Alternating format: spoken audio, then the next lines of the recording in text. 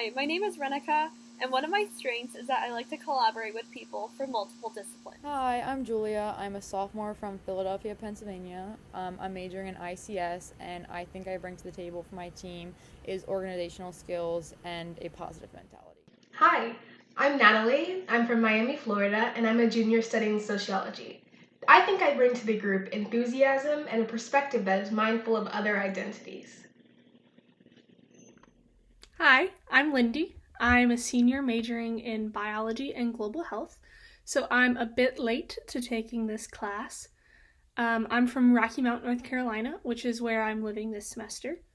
I think I bring my experiences from prior global health classes I've taken and also my research experience to this team. Hi, I'm Amelia. I'm a sophomore at Duke and I'm studying public policy and global health. And I think I could benefit this team due to my background in research and my passion for policymaking. So, in this video, we decided to focus on mental health, especially in relation to the COVID-19 pandemic. We think that this is a topic that relates to a lot of people and negatively has affected people over this pandemic. So we decided to look at the structural and intermediary determinants that affect mental health during the pandemic, and we're focusing on the U.S. And especially in terms of college campuses.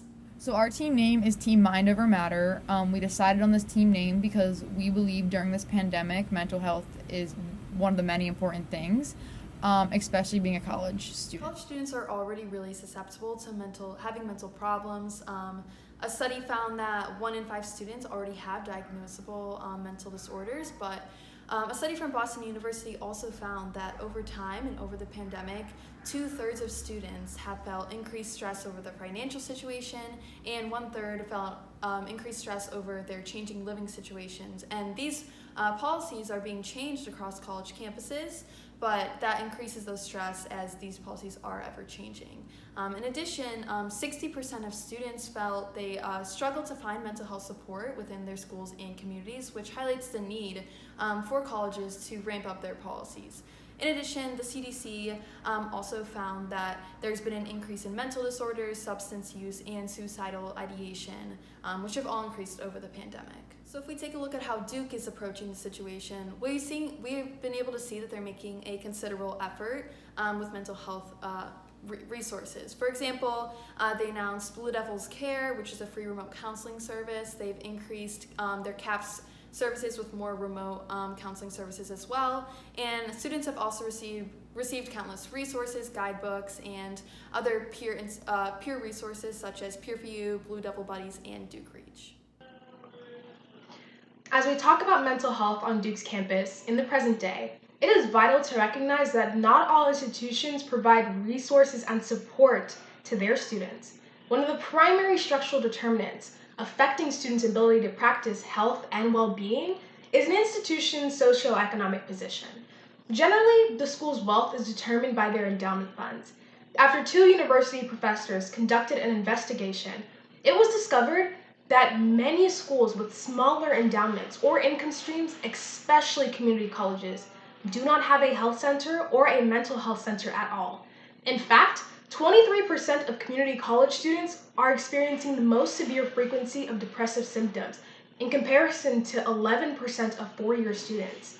Moreover, the amount of funding an institution can allocate toward mental health services can impact the quality of care.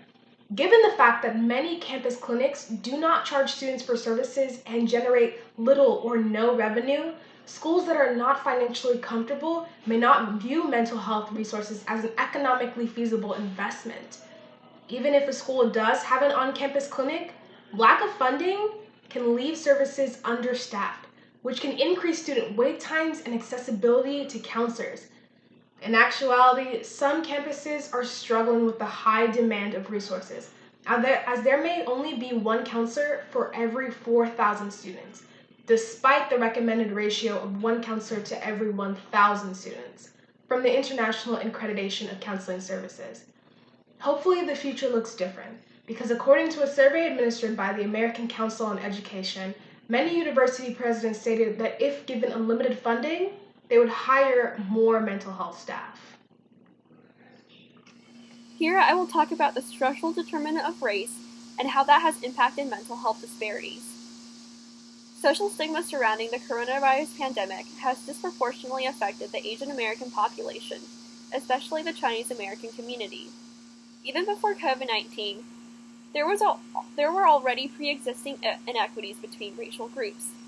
Recent data collected from the National Latino and Asian American Study found that Asian Americans have a 17% overall lifetime rate of any psychiatric disorder and a 9% 12-month rate. Yet Asian Americans are 3 times less likely to seek mental health services than whites. According to a study conducted by Abby Kim, only 8% of Asian Americans sought any type of mental health service or resource compared to the nearly 18% of the general population nationwide. After the coronavirus took hold in the U.S., according to the Washington Post, Trump has repeatedly called COVID-19 the Chinese virus, and experts have warned that this would lead to increased discrimination and racism towards Asian Americans, a marginalized group with a history of being scapegoated amid public health crises, such as the SARS outbreak in the early 2000s.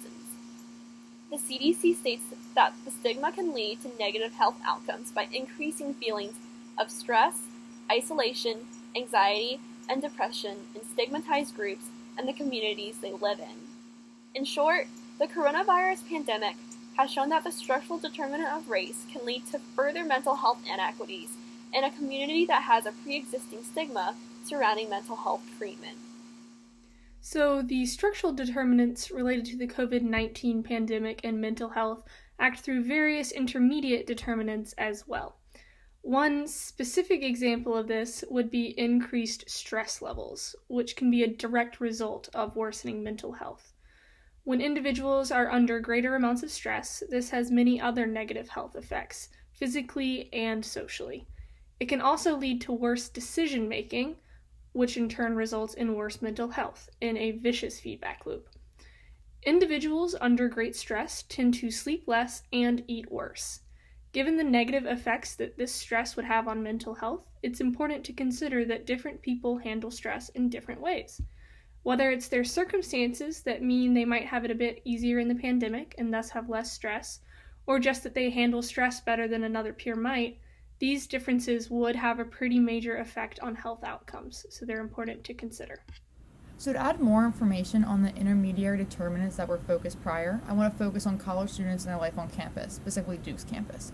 People can't live in crowded areas like multi-person dorm rooms due to the increased risk for transmission of the virus. People come to college to not only get an education, but to socialize and build friendships and network themselves. Due to COVID-19, those plans have changed. The rules of permitting less than half of Duke's student body to live on campus allows for each student on campus to have their own dorm room. The separation in people causes for less social interaction among the larger population. This is just one of the many social distancing rules that causes students to feel so isolated and alone, which contributes negatively to a person's mental health. Additionally, people live on campus to learn in person, and most universities, including Duke, have more than half, if not all their classes online in order to keep people safe. This is another contributing factor that negatively impacts people's mental health. Furthermore, those students who have inadvertently been exposed to the virus must quarantine for up to 14 days in order to keep others safe, which negatively impacts one's mental health, even more due to the strict isolation. Additionally, there may be students on campus who have underlying health issues such as diabetes or asthma, which are considered to be social inequalities of health with regards to COVID-19. These students in particular may have an even higher incidence of stress due to fear of getting the virus, but still wanting to experience the same socialization as their peers.